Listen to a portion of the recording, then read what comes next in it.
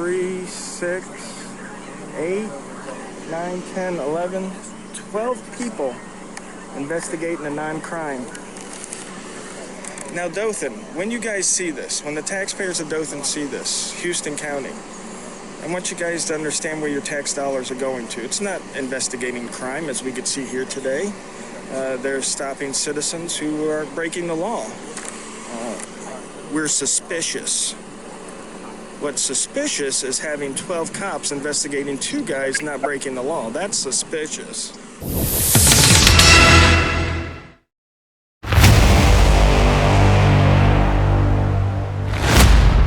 Hi, George. Nice to meet you. One, I want to say I appreciate you highlighting the one video on your channel, because I think it certainly helped get some exposure in my way and definitely views. So I certainly appreciate that.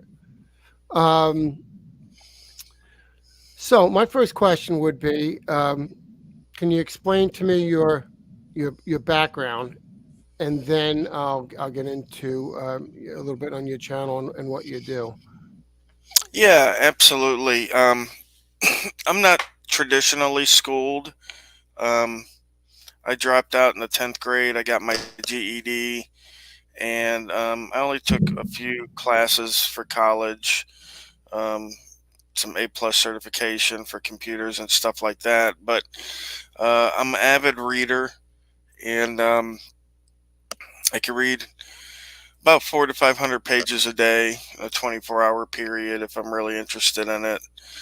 200 to 300 if it's a little bit drier, like economics or history or law, stuff like that, where you got to pay a little bit more attention than what you're reading than the normal Stephen King novel.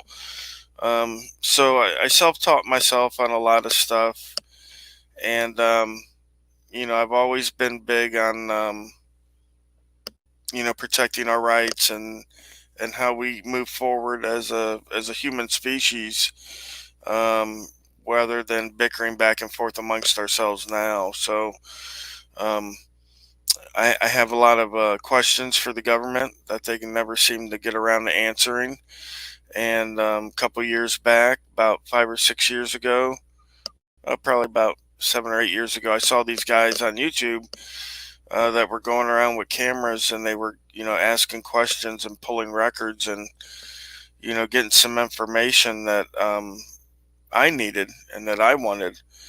So I decided to pick up a camera and start going about this that way as well. And I had studied law as a hobby for a few years prior to jumping into what I'm doing now with the First Amendment stuff. So it interested me. The case laws interested me, so I started doing that, reading that, and then when this came along, um, it helped me develop more of my First Amendment law, right to free speech, right to free press. So it's something I enjoy. I enjoy learning new stuff. So. Well, I like to hear that. And you had mentioned about your avid book reading, and I was listening to my favorite author, David McCullough. He wrote 1776, John Adams. And he was saying that education ought never stop, and he's so true. It's so true, and too often that's to the heart of what you do. What you're highlighting in terms of law enforcement is the lack of education.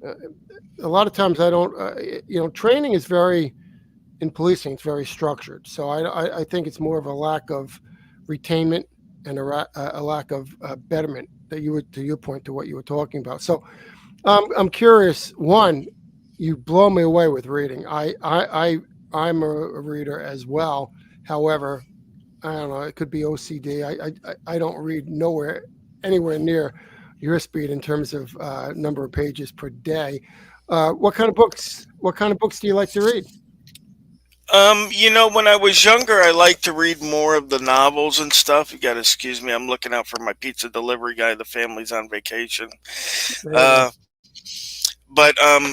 as a young guy, I used to read a lot of the more talented, or I guess you could say more popular authors. I read Stephen King, Kuntz, Robert Ludlum. I loved his spy novels.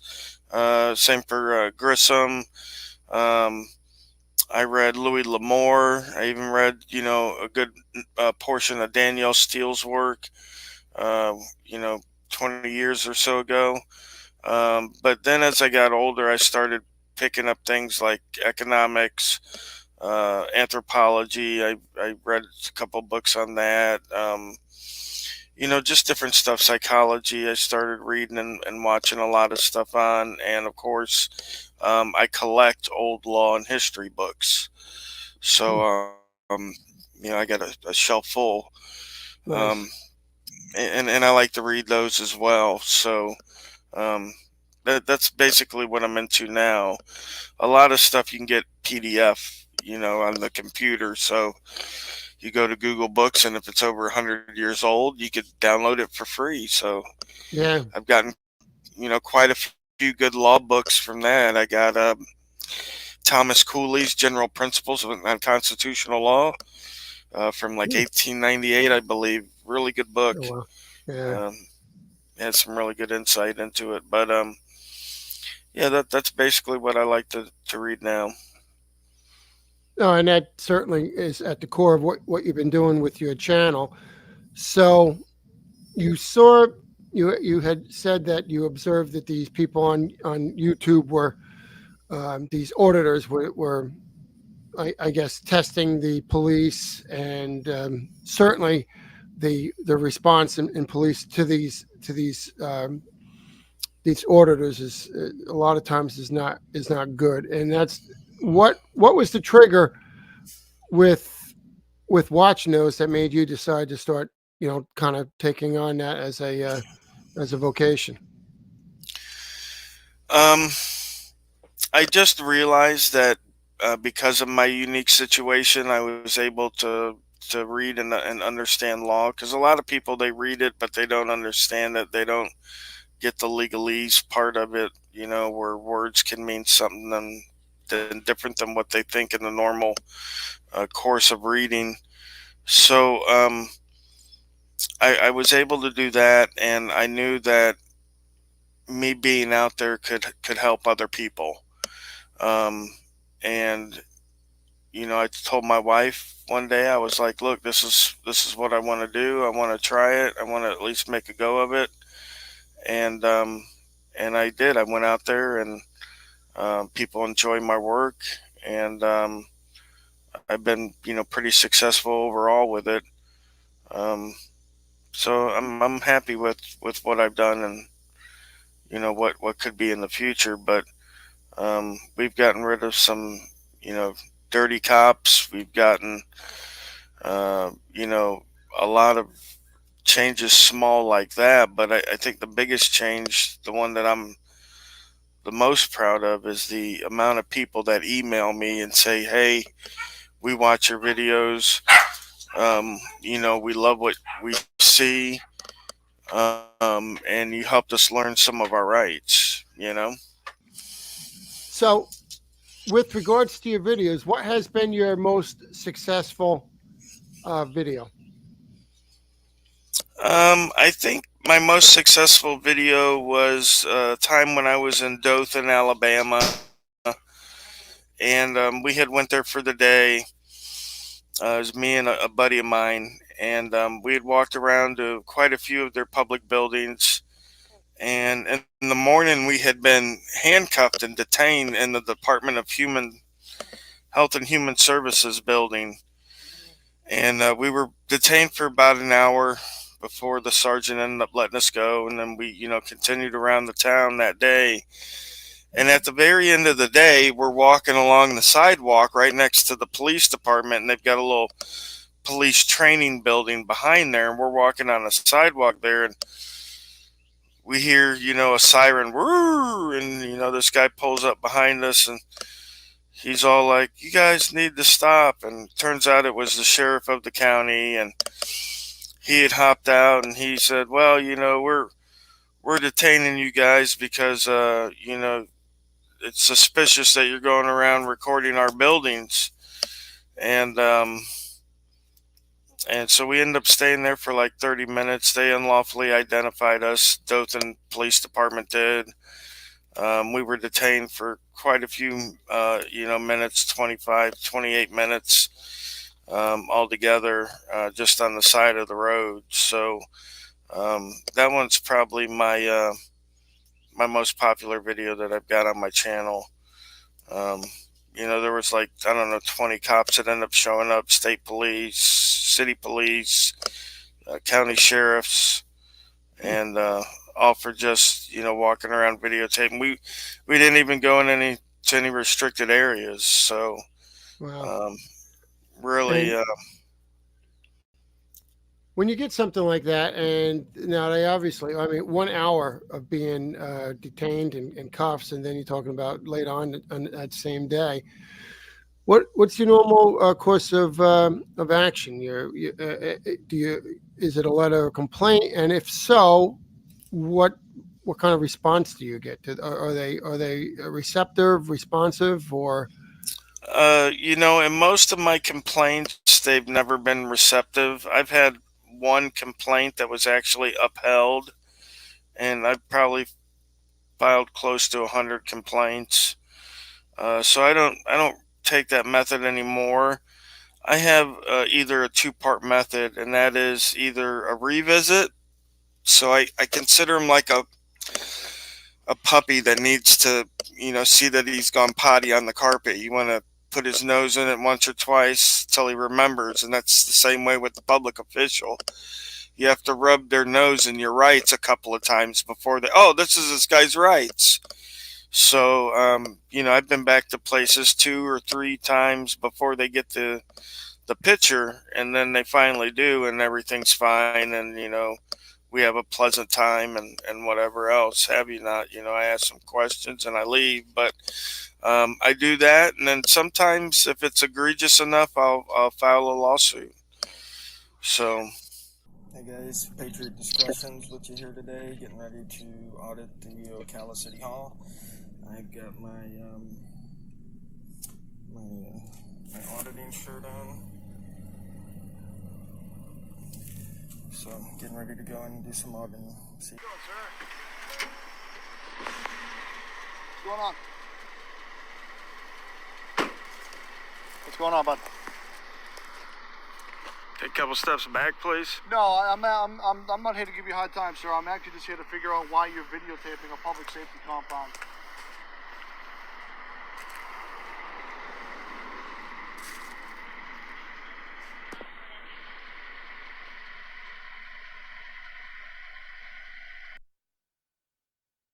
It used to really frustrate me. I used to get in conversations with some troopers, and I used to get really frustrated on how ignorant they were. And I couldn't really articulate. They'd be arguing something that they have no idea about.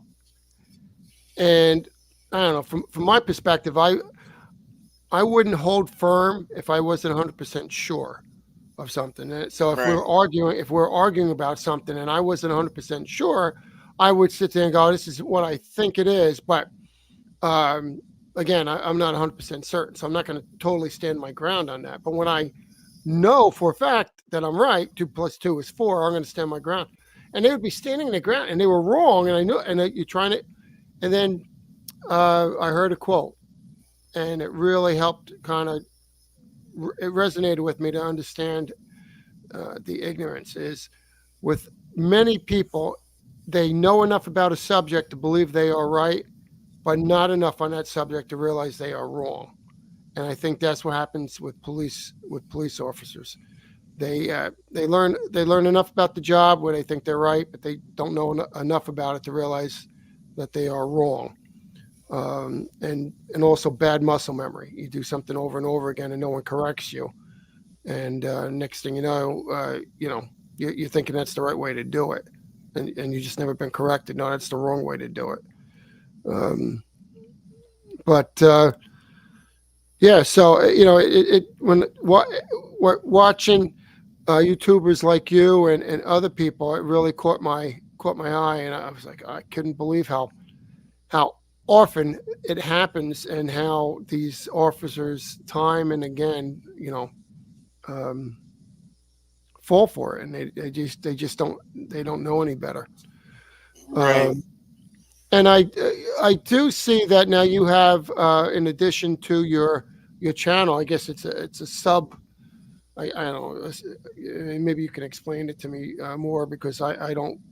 I'm still kind of new to this in terms of uh,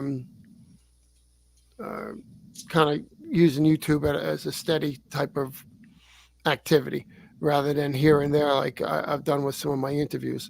But I see that you have some products that you sell as well.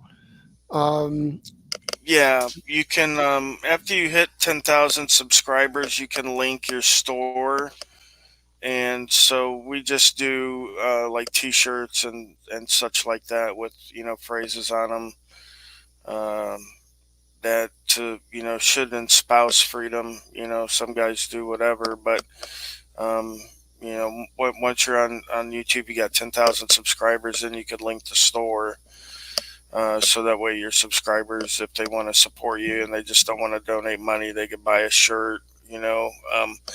I don't link a lot, but when I do, I have a link to my eBay store. So I have a couple of my subscribers that are always buying something off me on eBay, because they want to support the channel and they want to get something for it still. So it works out great. Um, so yeah. Um, yeah, I think that's fantastic. I mean, that concept is new to someone like me that. Um, I watch YouTube, but I primarily watch it in the past. Music videos, educational video. I listen to it a lot in the car. YouTube. To your point before about always learning and reading, and I just can't, and I travel a lot in the car. I just can't spend hours on end listening to music endlessly. I got to have something that I'm trying to learn about, whether it be research and writing, or whether it be some of my favorite authors, speaking. I like to listen to a lot of lecture series and so on and so forth. Um, and then I noticed that, you hear about it on the news, but YouTubers that are actually turned it into a business. And so kudos to you for that. Very successful business. So to me, I think that's very interesting and amazing at the same time. Um, it really is, because when I started, me and my wife were like, yeah, maybe we'll get a little bit of extra money off of it. And it came to be such that I was going out so often that I had to cut back on my regular job. And I do service industry, like server, bartender, assistant manager, that kind of stuff for restaurants. And I've been with my company for 17 years, coming on 18 years in a couple of days, actually. And so they were fine with me scaling back to like 1 or 2 days a month to work. And because I get, paid vacation through them and all kinds of benefits. I've been working with them. Um, so that was really nice. But yeah, it took us by surprise, because well, when you're out there on the street, you hear certain things. You're like, oh yeah, that might be true. That might not be true. About corruption. And then, once you get into this, it it blows away whatever you thought you knew about corruption, right? Like everything I've ever heard was right, and then more. So it just and once you start like cultivating subscribers, they're in all walks of life, right? So I've got guys at the post office that tell me, about the post office when I go do audits there, and if they're getting memos about us, and the same thing with like health departments. There's nurses that work at the health department that watch my channel, and hey, I saw you were doing an audit at North Carolina Health Department. They sent out a memo about you. I get it as quick as the employees do, and yeah, and once you're out there for a while and people know that you're serious about what you're doing, then you'll start getting the real tips about, hey, this officer did this or that, or the city manager's doing this or that, and getting people to call you to start weeding out some of those bad apples. Because a lot of people that work um, aren't involved in a big conspiracy, and they're not out to like hurt and rob and maim people and stuff like that. They're just working a regular government job, but they have nowhere that they can go to report this stuff because they don't know if their boss is in on it, or department heads are in on it. I give you the Karen Reed case as a perfect example. I mean, there seems to be a whole bunch of people connected there that you might not have even guessed were connected. Proctor, the state trooper guy, connected to Brian and them and all that other stuff. But so it's really nice to be able to give people a way to reach out and tell us about this stuff without them having to worry about losing their job or being retaliated against. Because that's what's really kept us in the dark for so long is, people realize, hey, these guys will retaliate against me. I'll lose my job. I could be sued. We did a story about a year or so ago about one guy up in Indiana. They tried to frame him for, trying to sell the key to the girl's cell in the jail so they could go rape her. I mean, he was looking at some serious charges, Yeah. and they had just set him up because he was the patsy guy, and finally my buddy covered it, then I covered it, and other people started covering it and looking into it, and they're like, oh yeah, this is definitely suspect. Yeah, So I don't understand how people go into a position of, I guess I kind of, they, I study history. What I'm saying, I'm in my mind, I'm going out. Corruption, power corrupts, right? So I'm just saying how people can go into a position of responsibility and then be corrupt at it, right? You would just think the opposite, that they'd be above board. But time and again, you get disappointed by human nature, I guess, with people. that's what it is human nature. Stop, Yeah. girl. Yeah, lack of discipline Yeah. and peer pressure too. I think sucks a lot of people into behavior that they wouldn't normally do, but because other people are doing it. Right. It's Well, same thing as, I gotta get the country club membership, so I gotta, keeping up with the Joneses, I believe they call it, where your neighbor comes home with a new car, and pretty soon you got to go out and buy a new car. You want to keep up impressions, and I mean, of course, it's human nature that everybody wants their family to do better, you know, um, financially as well as other stuff, So it makes sense that greed, envy, jealousy, all that stuff's there because they're people. Is what I like to say is that they're just people and they have all those emotions and all that other stuff, and we should know that, and we should be taking a deeper look before these guys started picking up cameras and going out auditing. I mean, I probably couldn't tell you, when the last time credit card records had been checked, and the mainstream news will do something here and there, but they're in their pocket. That's how they get all the exclusives, and we got folks we know and talk to that work for mainstream, so we know how it goes.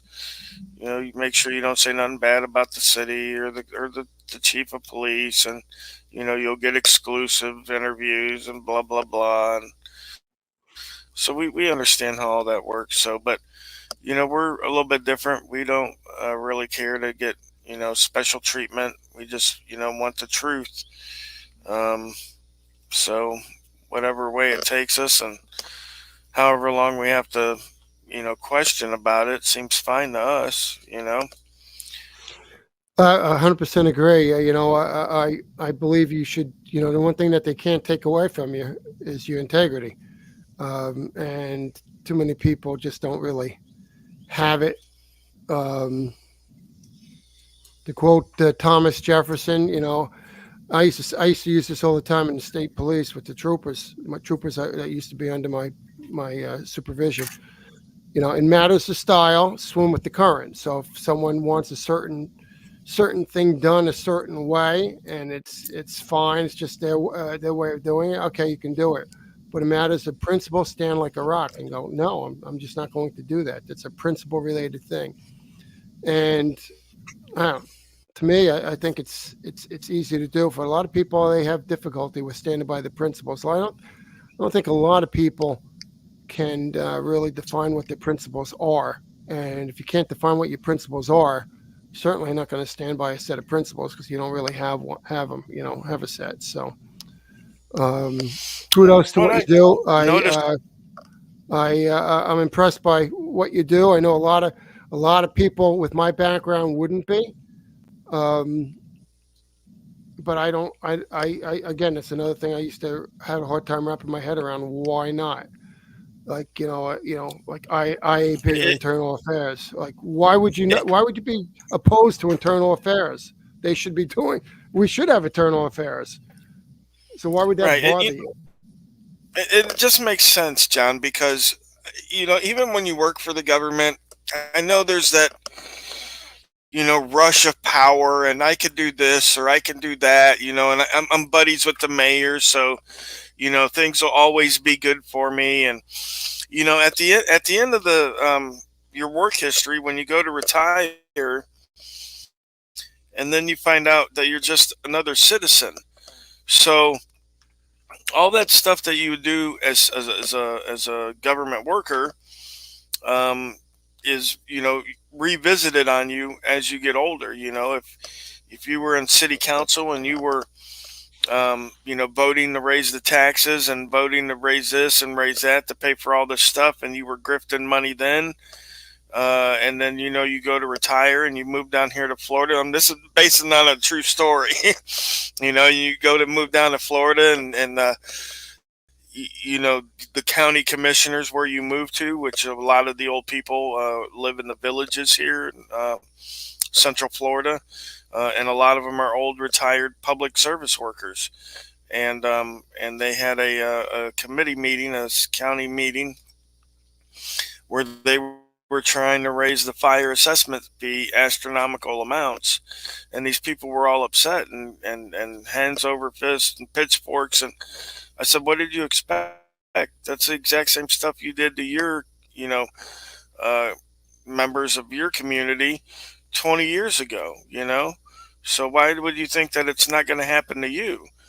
So Right. if we keep an eye on government now, it benefits all of us, right? Not just because I like to tell people, I'm like, look, I'm not here to get a specific person, right? I'm not out to get any one person in trouble, but I am out to find out the truth and come about it that way. And again, like you said, that benefits everybody. It benefits me. It benefits the public worker down the line when they can actually pay his pension, instead of being like, oh, we have to cut your pension 20% because our investments didn't do so great, or there's a depopulation movement going on in town, and we lost 1,000 people over the last year, whatever have you not. People just think the good times are going to roll on forever. No, and you know what? You know, As you were saying that, which should be a red flag to them.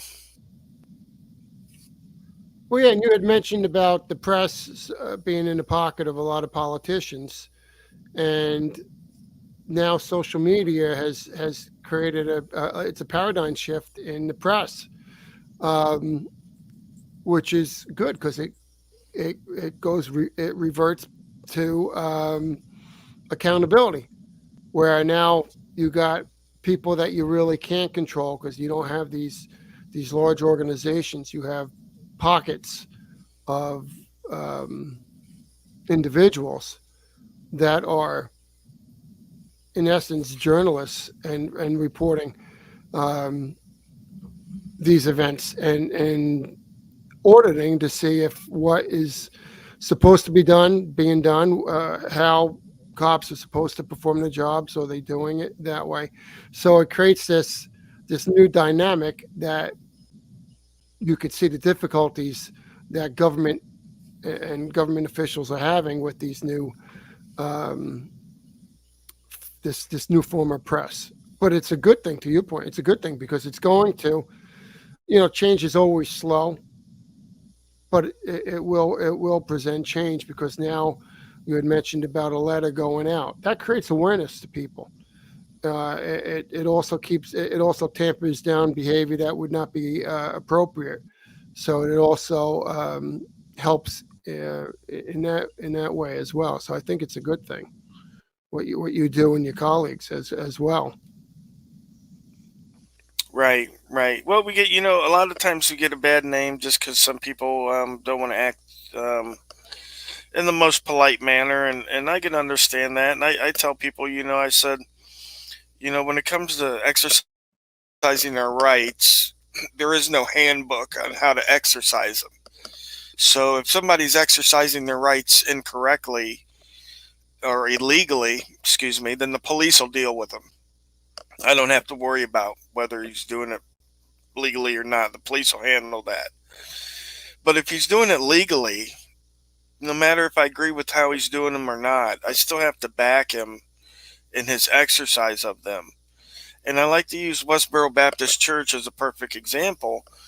Nobody cared for what those people were saying, or a very large percentage of the population didn't care for what those people were saying, but yet everybody still recognized the importance of letting them say that, right? And not trying to shut them down. Um, so it's the same way with what we do. I can't imagine living under a government where, you were basically paying for everything. The citizens are paying for everything, and then not being able to ask questions about, that wouldn't jive with me as far as somebody saying, "Oh, you live in America. That's a free country." And I'm going, I can't even ask my government what they spend my money on. How am I free? Yeah. So to me, the free press, the ability to watch over these guys is really the I guess you could say the foundational block of a free society. Because if you can't question them, then there's no way at all that you could be considered free in any way, shape, or form. You're pretty much doing what the government tells you. Can't ask any questions. That's the bottom line. I mean, I see no freedom in that. So, um, this to me is something that needs taught more. I don't know why, we're not taught, certain things in school. I mean, I have theories and all, but um, it doesn't make any sense to have all these cops out there creating this ruckus, not understanding people's rights. And I mean, cities are dedicating a good chunk of money every year to settle civil rights lawsuits. And it's in the billions countrywide. I think New York City alone puts aside like 50 to 60 million dollars for civil rights lawsuits every year. So it's not like they Yeah. don't realize that this stuff is coming, right? Like, you can't say that you put aside all this money for a tornado. You live in Tornado Alley, but yet then you're like, I didn't expect a tornado, right? So you're putting Yeah. aside all this money for civil rights violations. Civil rights violations has been happening every year, right? Because you keep using money every year, and yet you're like, maybe I should train these guys about civil rights. Yeah. So, it's like, what a leap of logic. Well, in policing, training is definitely, you can't get enough training. And I did an exercise one time. There was a statewide exercise. I was with the New Jersey State Police, and we set this statewide exercise, and it came out over what we would call our teletype or computer system, and you could read each phase of it and how we were doing it. And what I did is, as each of those phases were going, I went through the steps with my guys on my squad. What would you do? What do you and just basically it was a tabletop exercise for them, what to do. And after we were done, I think it was like a week-long exercise, so it was pretty good. Every morning for roll call, I'd go over it. And after it was done, I had one trooper say, "Oh, we should do this all the time." And I said to him, "You should do it all the time. Don't always be depending upon someone training you. Learn yourself. Have that thirst for learning and that pride in your job, doing it better than anybody else because you know your job better than anybody else. I don't understand that. Like, if I'm enforcing the law, I want to at least know what the law is that I'm enforcing. you know what, yeah, 100% agree. I mean, I had what I'd call, he was a trooper one. He was a two-striper on my squad. Well, I'll leave him nameless. Nice guy. You know, when you have two stripes on, you've been on the job for at least 9.5 years in the New Jersey State Police. And he was clueless. He had no idea how to process an arrest. He knew nothing. And I said to him, I said, you know, when one of my guys comes in with an arrest and or he's on the side of the road, stop by. Watch. And I knew I wasn't going to, there was no motivation, and I consider myself a pretty decent leader. There was nothing I was going to do to make this man, to inspire this guy to go out there and, do his job. He just followed the radio calls. And he didn't learn anything along the way, which is hard to understand, but it is true. Like I said, one day you're going to be a sergeant. Believe it or not, he's going to get promoted to sergeant, even though he doesn't know anything. And it's that cycle, because then you got a sergeant that doesn't know it. And this is the problem that I think all happens a lot with these orders when they're coming across these officers is they've had training. It went in one ear and out the other, but they've had training. It wasn't reinforced by them. They had no desire to reinforce what training they received and expand upon it and learn and research. And it wasn't reinforced by supervisors, because either supervisors not very good at mentoring, and many fall short themselves in terms of having a skill set that marries up with the position or their rank that they hold. So I think that the problem isn't as simple as training and education. It's supervision, training. It's a complex problem. Right, because you can train all day, and if the person doesn't want to absorb it, it doesn't matter. That's like sending a drug addict to drug rehab. If they don't want to get off the drugs, you could send them there for 6 months, and when they come back out, they're just going to go looking for drugs. Right? They have to want. They have to want it. They have to want that change. Yeah. Exactly. I mean, I had an incident one time. Just checking reports. It was an accident. It was a DWI report, and it was completed correctly, and it went down to, we have phases. We since we're state police, we have what we call troop headquarters. It goes to troop headquarters, and then it goes to division headquarters. Then it went to troop headquarters, where the traffic sergeant would look at it. He sign off on it, and he kicks the report back with a nasty note, like a little sticky. This report's incorrect. Change it here, and it gives me the block, and it was 100% correct. So I wrote, being the Irishman that I am, I wrote back, "No, this is correct," and I put the sticky on it and sent it back to him. Now, this goes back to what I said before about, the problem is he knows enough about the job to think he's right, but not enough to realize that he's wrong. If you get a response from a staff sergeant back going no, and a strong response it was, you would think you'd pull out our SOP, standard operating procedure, and just clarify that you are right before sending another nasty note.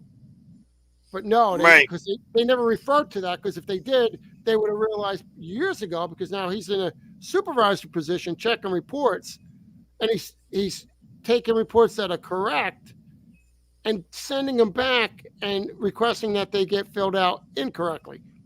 Figure that one out, but it's true.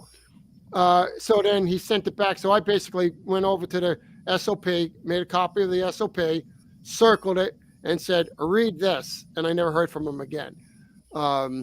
So it is a problem. It's again, but that's what leaders do, right? Leaders inspire people. Right? Take someone where they, leaders take people from where they are to where they ought to be, and no one ever took that individual and built that person up, and that's a sad thing that they progressed that far. So it's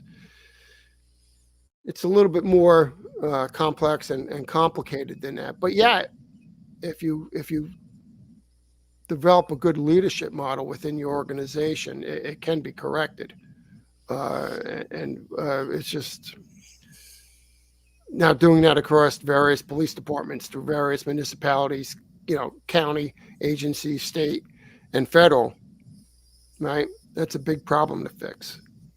Oh, it is. It is because, well, while there are police departments that are good and have good leadership, which I ran into, and I thank the chief for having that leadership. There's some where the leadership is just as worse than the officers on the street. There was a case in Margate recently where the chief was involved sending text messages to people within the department and sexually not explicit, but motivated, and just a whole host of nasty stuff. And that was after he took over from the last police chief. They used to have naked pool parties in order to get promoted, right? So you're like, and the guy they brought up from the chief having naked pool parties, they're like, oh yeah, give this guy a chance. What do you mean? He was with the chief at the pool party all these years. What do you mean? Like, so, and they found out, hey, they got what they deserved. And then a year later down the line, they got to get rid of this guy now because people are making allegations and threatening with lawsuits and stuff like that. So no, yeah, it really is endless. And but like I said, kudos to what you're doing. And I'm done with my portion. If there's anything you want to ask me or questions, I do. Yeah, I do want to, and I was thinking because it's flowed so well, I was going to leave it together and not even have to cut anything out. I'm going to let Right? you run yours Yeah. first, though. That So you can. sounds no, that sounds good. I agree with you. It's going. The conversation is flowing nicely. I'm enjoying it, by the way, as well. Well, thank you, Jen. I'm enjoying it as well. As also, it's nice to get out to do these things. That's educational and helping people that are watching move forward and us move forward with our thoughts and ideals. Yeah, that's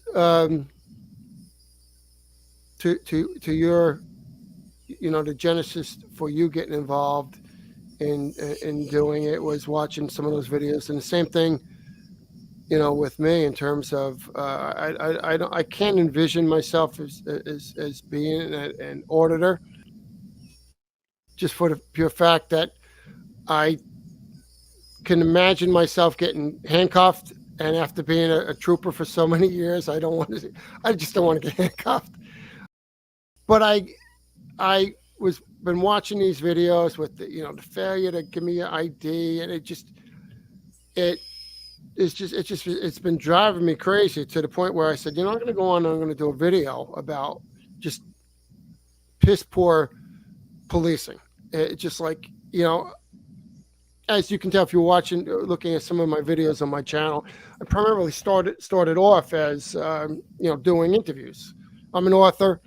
I'm a former law enforcement, so many of my interviews have been centered around the books I write. I write true crime books mostly, and so I'm either interviewing police officers that were involved in the cases or witnesses.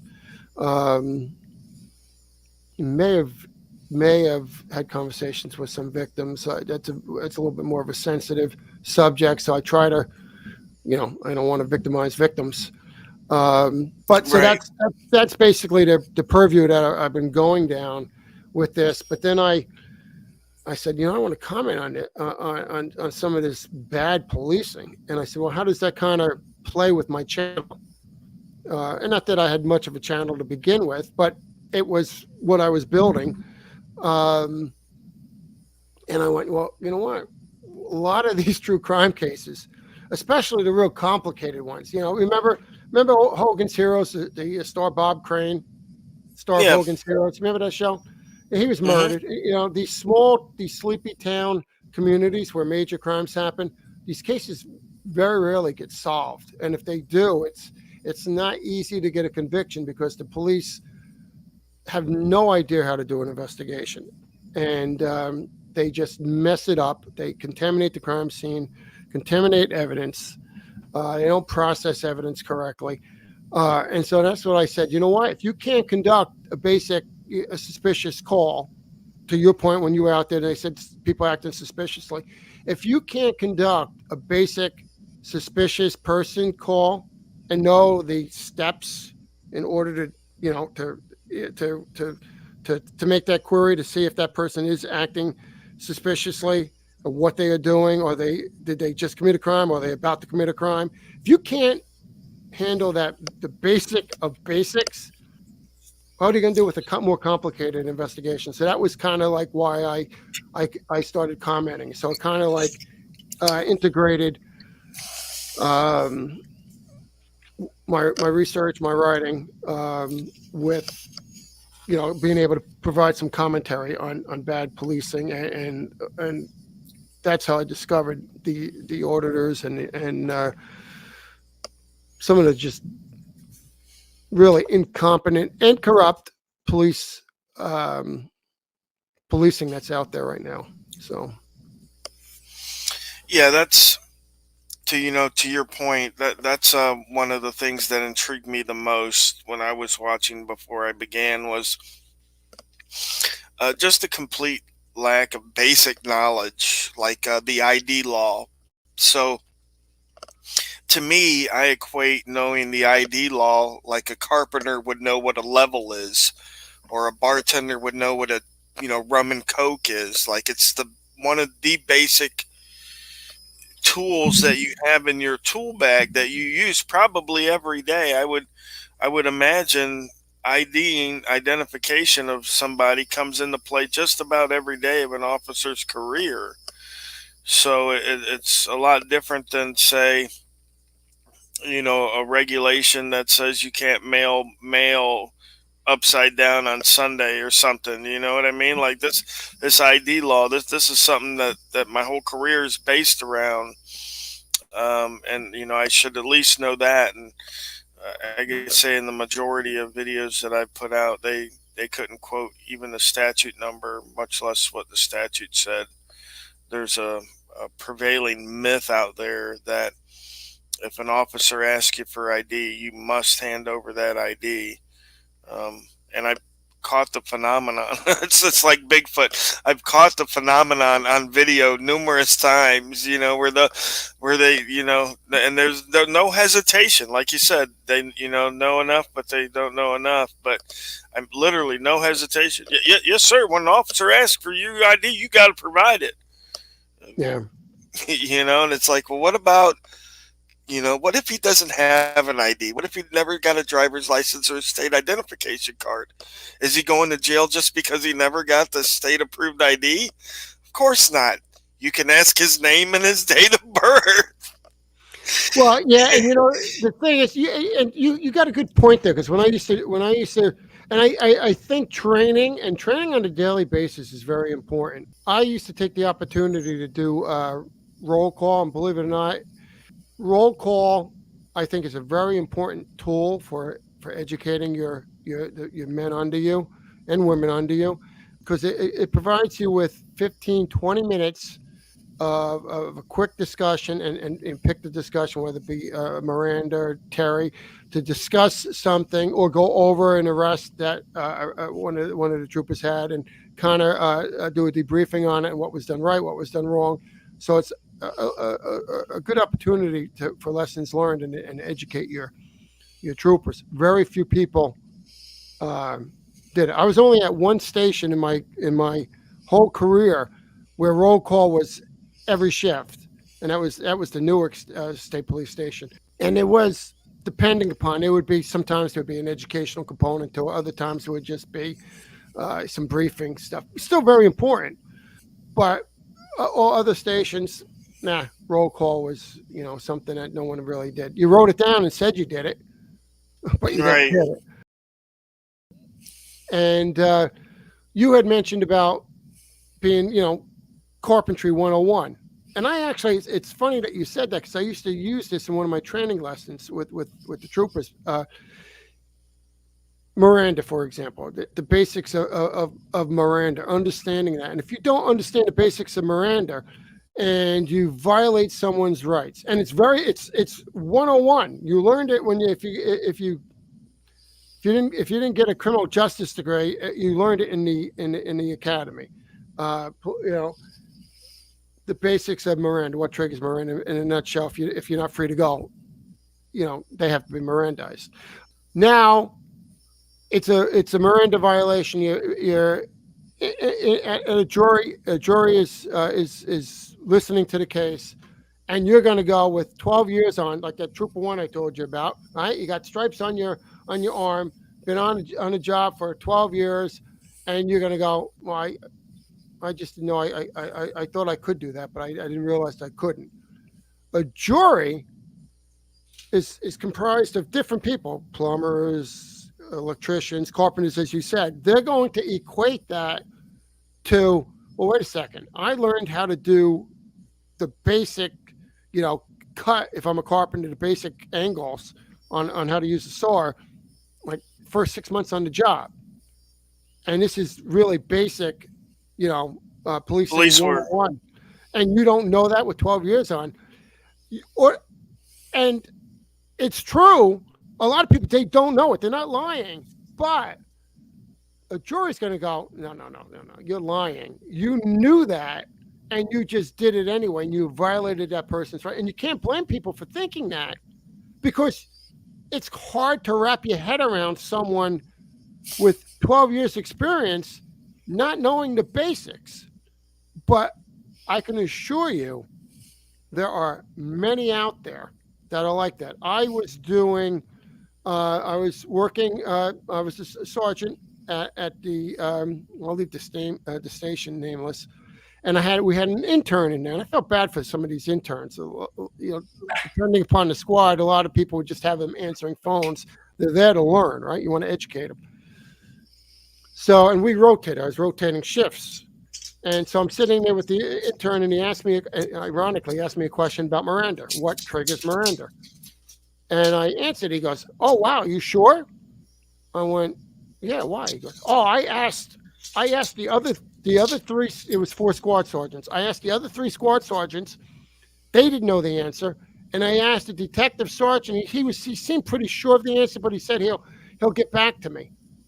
And may God strike me dead, I said to him, the first trooper that walks through the door, if he's one of my guys, ask him that question, and he will be able to answer it." Sure enough, 20 minutes later, a trooper walks through the door. It's one of mine, and he asked him the question, and he actually got kind of insulted because it was so basic. He's like, "Of course I know that answer," and he answered, and the intern was shocked. It is shocking from an outsider perspective, but it's a sad statement to an insider, but it's not shocking. So I think that's what a lot of people that are not in policing, sometimes there are clear, obvious corrupt behavior. And sometimes I would call, sometimes it would be soft corruption.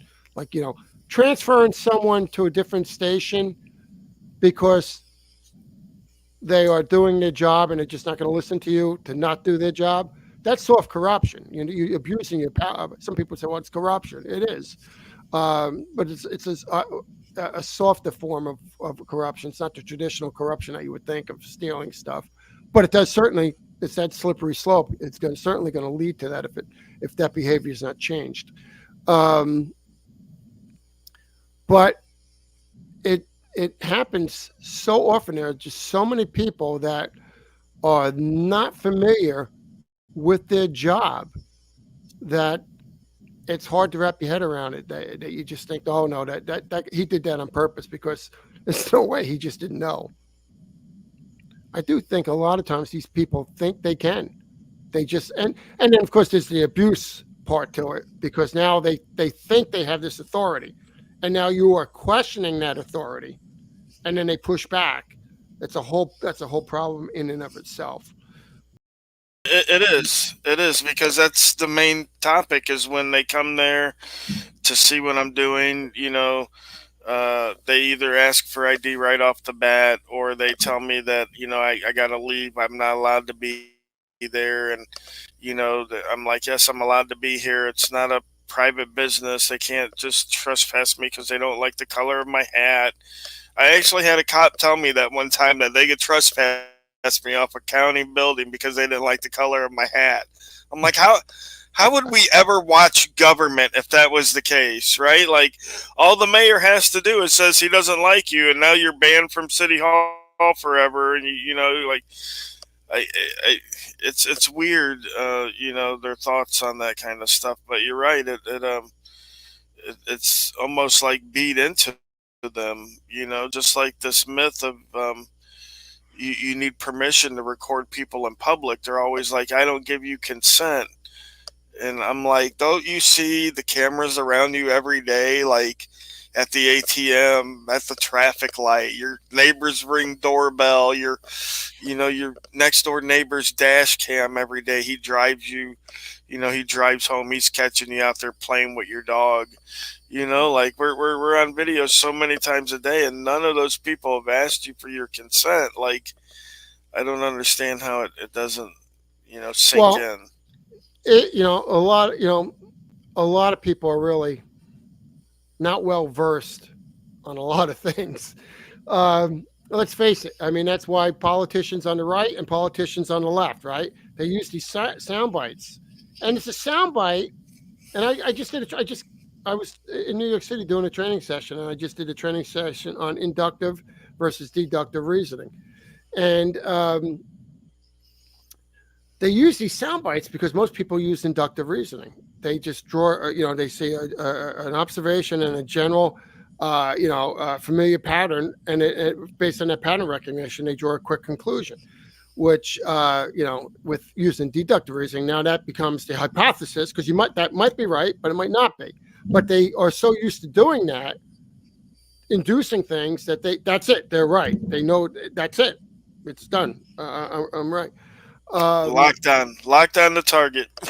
Correct. And that's why, and most people and those sound bites, even though it's a small little sound bite, and the sound bite itself is a fact, but in the bigger context, the context of the statement, it could be construed a different way. In context, it's not what you were trying to lead, but people just get into these little things. So now, to your point, you have regular citizens that are going to be calling in suspicious. The old say something, see something, but they don't. You want people to report something suspicious, but it seems like things that are not suspicious, like someone videotaping, out there, obviously videotaping, especially with equipment, is not, a terrorist, because a terrorist is going to be trying to do it, at least trying to hide what they are doing. And then the suspicious activity, they're not reporting, right? Because you see it all the time with active shooters and stuff like that. It happens and they go, oh, wow, yeah, Jimmy, yeah, he was acting suspicious. And Jimmy, did make a couple threatening statements, and we just thought it was not. But yet you're not reporting that. But the guy out there with the video camera, he's the suspect, right? And right, send 10 cars. And then the cop takes that like, okay, it's not, it's not Columbo who's calling in a suspicious person. Then they'd be like, okay, maybe it is suspicious because it's Columbo calling in, and I'm probably dating myself with Columbo. But just because someone classifies an activity as suspicious doesn't necessarily mean it is. And that's to my point before about how about, you're going to a suspicious call, drive up, take a position from a distance or line of sight where you can see what activities taking place, make an assessment yourself. What is that person doing? Right? And watch for a couple minutes, make a determination from there, and then approach. And then does the demeanor change? Are they cooperating, or are they not cooperating? Are they not cooperating because they are nervous and they had just committed a crime, or you stopped them from committing a crime, or are they not cooperating because they're just invoking their constitutional rights, or busting your chops because they want to push you? But some auditors are agitators, and to your point before, you said you can't fault them against their rights. You want to. It's like a pen test, like we do in security. You want to try to, you put security in place, you train, you educate the staff, and then you test them. Try to sneak in, try to use some social engineering techniques to see if they buy it and if you can make entry into the building. And then if you do, now you got some specific areas that you can build upon and train upon, and it's a way of testing. Are they learning it, or are they practicing it? Right, practice what you learn. Right. Same thing with you auditors. I think it's a good thing because you're actually testing the police and the response, whether you're agitating them or you're being cooperative, and a combination of both is good to see how they respond. Do they respond effectively? Right. Yeah, I like to say that even buttholes have rights, so even people that you're like, oh man, that guy's insufferable. I don't care for him at all. He still has the same rights that everybody else does. So, regardless if the guy's winning popularity contests, should not decide whether he has the right to speech or the right to vote or whatever else, right to free press, whatever comes up that way. So, 100% agree, and let's hope that some. I do know I've seen some auditor videos where the police are like, "Yeah, I know who you are. I know exactly what you're doing, and I'll educate the complainant exactly what you're doing, and keep it up." Actually, some people I enjoy your channel. So these videos that are out there can be used educationally if the police were to watch them and observe and learn. I mean, I posted one video. I think you may have commented on it, it's the with the African American veteran who was arrested. It was a wellness check. Well, yeah, I've had some police officers comment on there like, "Well, they've done the cops did nothing wrong." Now that one, it shows that they're not even. Let's try to be polite here. They're not even informed enough to realize that even if they think that those police officers did nothing wrong, at least don't put it in a comment. You could be smart enough to at least not comment that. right. Memorialize that because I don't see how anyone with any training whatsoever could say that those officers perform their task effectively. They were performing a wellness check and trying to see if this person was okay. Let's check on that person's well-being, and they did nothing other than agitate them. And so how are we saying that they did nothing wrong? Right. It's powerful, and there's an uncomfortable amount of police officers out there that actually believe that, and so they're not really learning from other people's mistakes. Right. Which is why we need people out there, on the street correcting behavior like that, so they know, um, and hopefully, it starts to put a curb in it, and you know, because I tell you one thing, one of the funniest things, we're a little bit over an hour. I'll let you go here. I know time's valuable, but I got to tell you, we were in South Carolina one time, me and my buddy, Upstate SC News, and I can't remember where in South Carolina we were, but we went into this health department, and the ladies there, they freaked out as always, and they called the cops. And so while we're sitting there waiting on the cops, and we were sitting right there in the front office, these cops come walking in, and I swear that I've never seen cops so quiet in my life. And they just stood there and didn't really say much of anything. And while they were there, I re-explained to her everything that was going on and my right to be in the public. And, if you've got private stuff, you need to hide that, or, not leave it where anybody could see it, and that kind of stuff. And she looked over at the cops, and the cops were like, "Oh no, he said everything he said's right." So I was like, "Man, these guys were pretty docile this visit." And we had went outside, and we were videoing their cars, getting the plate numbers and all the identifying marks. And my buddy, he calls me over and says, "Hey, you got to come see this." And I went over there, and sure enough, on his screen, they were doing interterminal messages back and forth, and it had a message on there that said, "Oh my gosh, those are the First Amendment auditors. You better keep it clean, or you'll end up on YouTube forever," it said. And if you were to watch the video, you swear these were the nicest cops you ever seen. Didn't say nothing. They didn't say, "Let me see your ID. You're not supposed to be here." Nothing. They smile. I'm surprised they didn't bring in cookies, because I always say I love cookies. Like it was really interesting, to say the least. And you got to say, at least kudos to them. At least they were informed that people are doing these type of checks and on them. So That's right. right, That's right. So Yeah, but because it's silly. It's silly. Just ignore really us. is. It really is. It's just. But anyway, I've enjoyed the conversation. I mean, it flowed nicely, and it went quickly, and you're right. It just looked. It's over an hour. Yeah. Yep. Yeah. So I'm at the age now. I got to use my glasses to see. Yeah, I'm not far off with all this computer stuff. My eyes make it blurry now, so yeah. I'm gonna be heading for Glassland soon. And just one last question I have for you, George. Yeah. Majorly Awesome. Where'd you come up with that screen name? Well, first I came up with Captain Awesome, and you promoted yourself.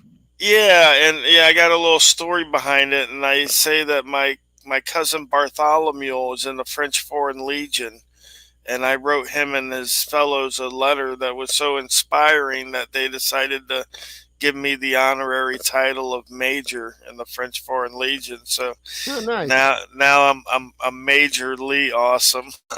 Nice. So yeah, I started as Captain Awesome. I didn't realize there was a child's book series that had a Captain Awesome in it. Oh, really?